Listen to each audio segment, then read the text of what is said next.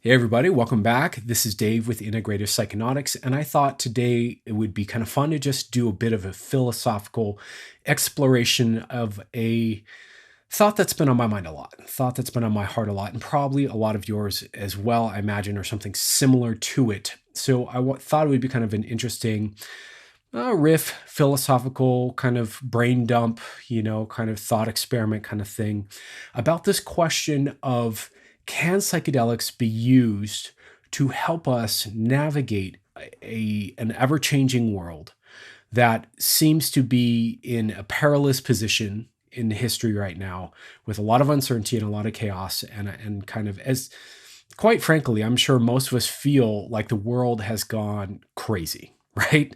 And people have lost their minds. Society has lost its mind. This group or that group has lost their mind. Social media has warped everyone's freaking minds and perceptions and expectations and opinions. And we just seem to be in somewhat of a weird global downward spiral of bad changes and a bad series of events.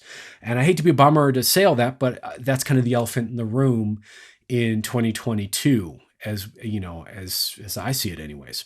It's certainly what's on my mind and heart a lot. What's going on in the world and what's the right relationship to it? How can I as a human being adapt to it? How can I support as many human beings as possible in adapting with the changes in a healthy, successful, functional, positive way? Because I do think it is possible to adapt to pretty wild changes. I think it's actually one of the kind of strengths of being a human being is that we are highly adaptive creatures. And though a lot of us don't like change and don't always, greet it with warm emotion, I think we're highly capable of it nonetheless.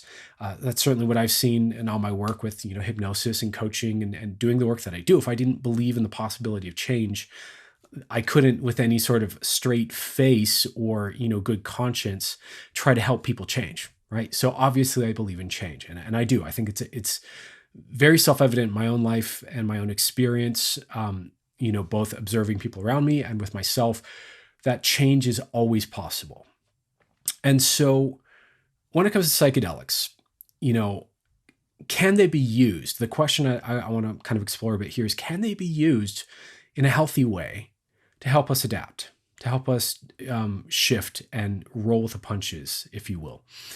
And I think, in my opinion, the answer is yes, with some caveats. But I do think that if we are, to the punchline here, if we are clever and mature and measured and really doing the healthy work alongside psychedelics as part of our psychedelic path, I do think they can be excellent tools to help us learn how to loosen up, be adaptive, be present in the moment, retain an open mind to good and bad events unfolding, and remain in our center, learn how to remain in our center among the ripples of change that are moving through society at an unprecedented rate. Pardon my mumbly bad speaking there. I do think it's possible.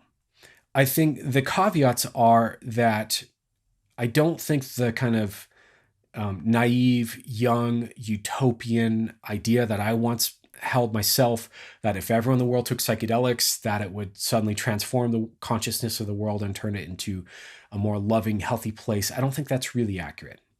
I think there are a lot of assumptions built into that worldview. There are a lot of kind of cognitive distortions built into that worldview, a lot of misattributions about human beings and where we're at in our developmental journey, collectively and individually, that all of that gets kind of deleted out from this assumption. And so I just don't think that's right. Unfortunately, I wish it were. I wish we could just feed everyone a bunch of psychedelics and have that fix everything, but I really don't think it's that simple. So here's what's not going to help people be adaptive. Let's put it that way. I don't think the kind of youth culture, YOLO, take 7 grams of mushrooms for your first time, just go after it, just get as heady and weird and whoa as you can.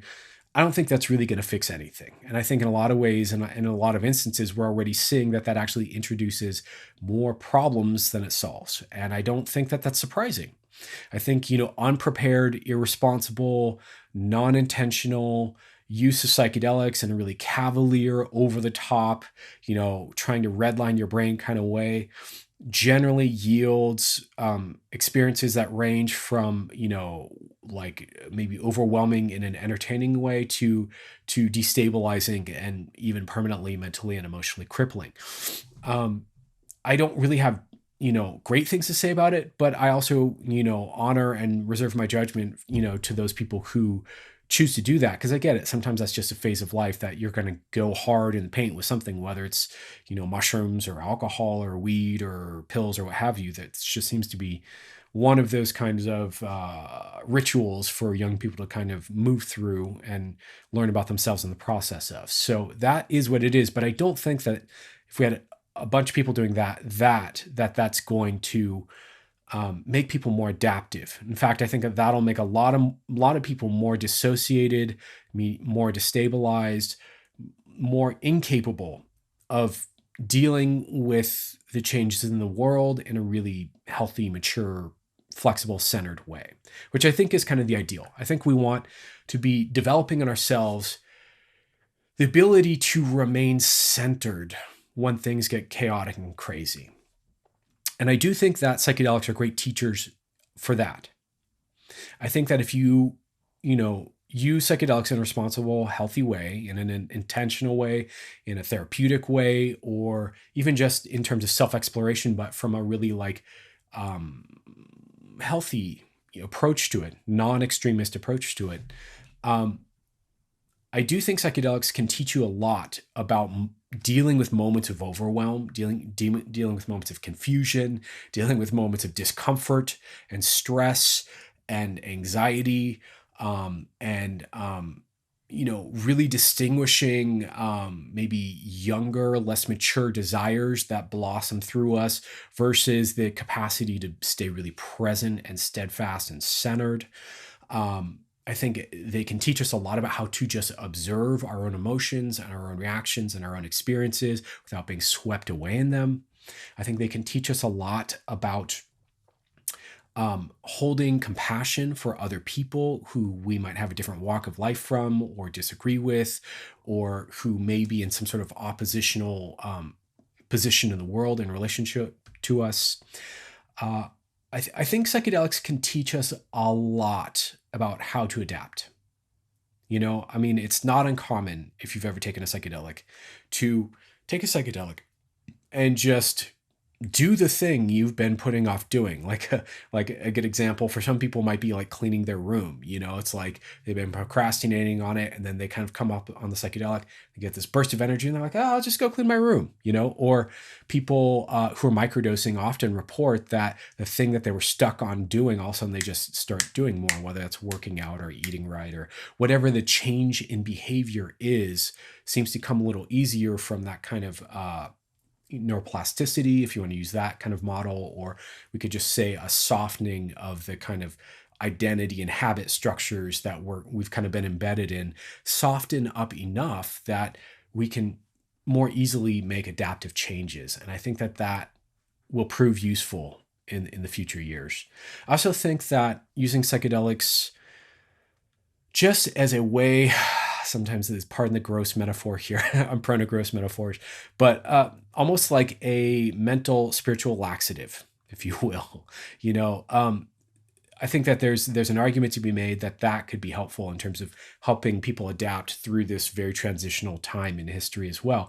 That if we are just able to take these little timeouts, of 6 hours, 10 hours, whatever, take some psychedelics and just kind of like let all the stress and the worry and the doubts and the confusions and the I don't know which direction to go with my life and all that kind of stuff kind of clear out, and you just come back to, like, again, a refreshed brain. That metaphor of if we've been skiing down the slope over the same path over and over, and the brain pathways are very kind of worn in from overusing them, and then we get this nice new layer of fresh powder in the brain, so to speak, and all of a sudden you can ski in any direction you want again, right? And so I think that'll come in really useful in terms of ways that we can adapt to, you know, the circumstances around us. Here's the thing.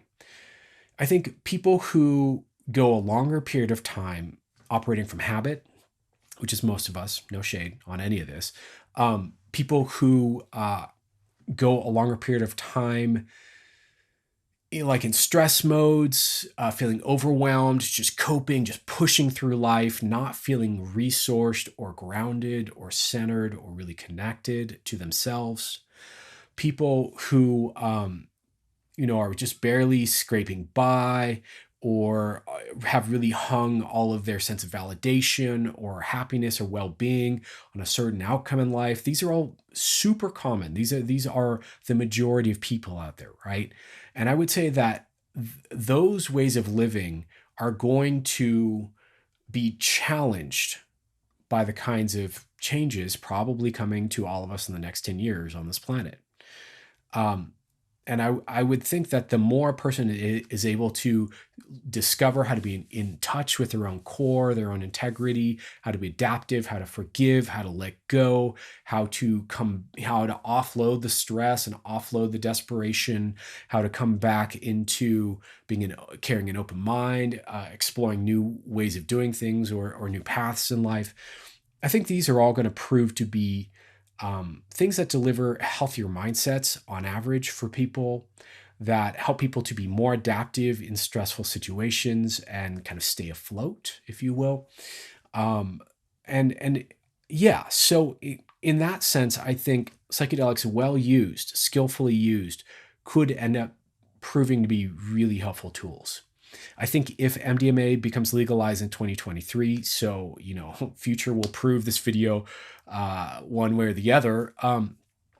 I think that proves to be a very promising avenue for offloading a lot of the kind of baggage and generational trauma that's been not addressed in our in our cultures in the world commonly as it stands. There's so much weight of history dragging us all down that we don't even realize. And I'm not even talking the big stuff, the big collective stuff, but even personally in our own family lines that a lot of us don't even know is there. Stuff like inherited unhealthy attachment patterns, for example, bad parenting patterns, patterns of neglect, patterns of ideology or religion, or all these things getting in the way of healthy relationship. And there's just an accumulation of traumatic material that once you start to see in people, it's hard to unsee, quite frankly. And psychedelics and MDMA in particular will be very, very handy for that, very useful for that. God forbid, more war breaks out. It's the last thing I want, but God forbid more war breaks out. Again, MDMA therapy will be an absolute godsend for people who need to heal and recover from that as well. So I do think psychedelics offer a lot of promise. I really do.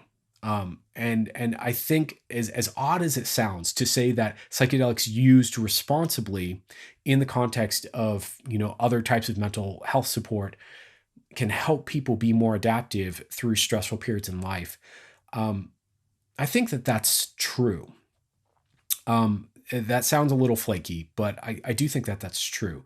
What I don't think is going to help is just a lot of, overdoing it, a lot of willy-nilly, party mode psychedelic use that's irresponsible and dangerous. I don't think it's really going to help a lot for people to do solo trips at home by themselves if they are under socialized like a lot of young people are. I think that's kind of a glaring issue that young people really should, if you're going to be doing psychedelics, do them together, get together and learn how to socialize more and get over those wounds and fears of each other. What else do I want to say about this since I'm here and I'm talking about it? I do. I think there's a lot of potential here. That's what I was going to say. Right. So I was listening to a lecture today. I just kind of finish on this note from a teacher I absolutely admire and love. And he was making a very interesting point. He was talking about, therapy and hypnotherapy and how to help people transform and heal and what's going to help. And he was talking about problems of certainty that sometimes people come in and they have problems. And the problem is that their life is boring or static or too much the same, and they have too much certainty in their life. And sometimes, and then he was saying sometimes it's problems of uncertainty, like someone feels overwhelmed and doesn't know which way to go, and they're anxious about everything, and everything terrifies them, and this kind of a thing, right? And he was talking about how, you know, he was talking to these training hypnotherapists and saying, what do you think would help more in that situation? If someone comes in and they have problems of certainty, what's probably going to be the healing thing to introduce to them to help them to heal? And people were like, uncertainty, obviously, right? If someone's way stuck with the same old boring bland thing, they need to shake it up. It seems pretty self-evident. And then he said, what about when someone has a problem of uncertainty? What do you think would be the most useful thing for them to help them to, kind of heal if they're overloaded and they're overwhelmed and they have too many question marks in their life? And everyone guessed, as you would imagine, more certainty, right? More grounding, more clarity. What he said is this: it's actually more uncertainty as well. The way he framed it, essentially, there's always going to be the set of what is unknown in the universe. The category of the unknown around us in life is always going to be a bigger category than the known from our own direct experience.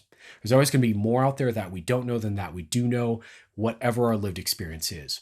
And so for me, this fits really well with psychedelics, because psychedelics are such a teacher of discovering what it is we don't know, what it is that's unknown to us, and all the delights and the revelations and the learning and the joy and the empowerment and the healing and the profundity that comes out of exploring the unknown.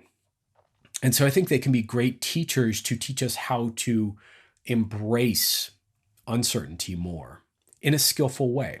And what he was saying is that probably one of the most important life skills we can develop in terms of becoming healthy human beings that are well adapted and balanced and growing in the right direction is learning how to tolerate more uncertainty and get good at that, to get good at tolerating uncertainty.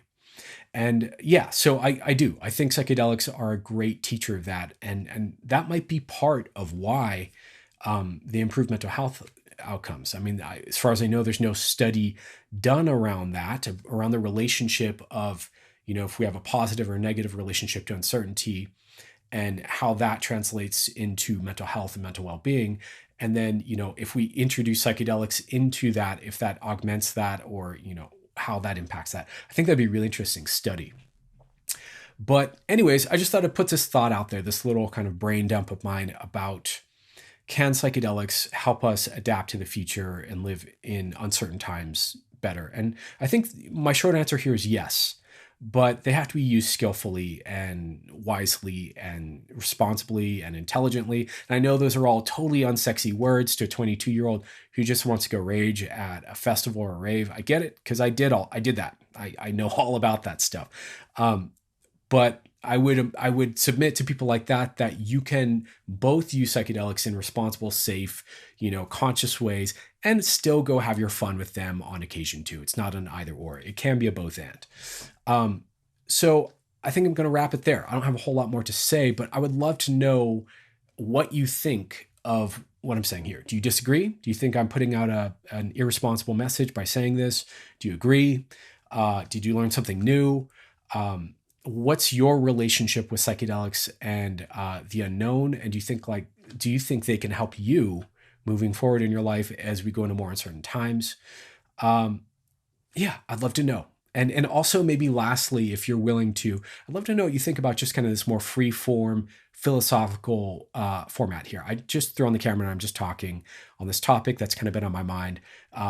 Some people, I'm sure, won't like it as much because it's not as clear and it's not as structured. Other people might appreciate it more because it might feel a little more connective and real and human. So let me know if it works for you or not. And I think I'm going to wrap it there. Thank you for watching. Much love to you all. I'm wishing you an awesome moment in time, whether it is day or night, wherever you are on planet Earth. And I appreciate you being here and being a part of the conversation. And Let's keep it going. All right. Take care.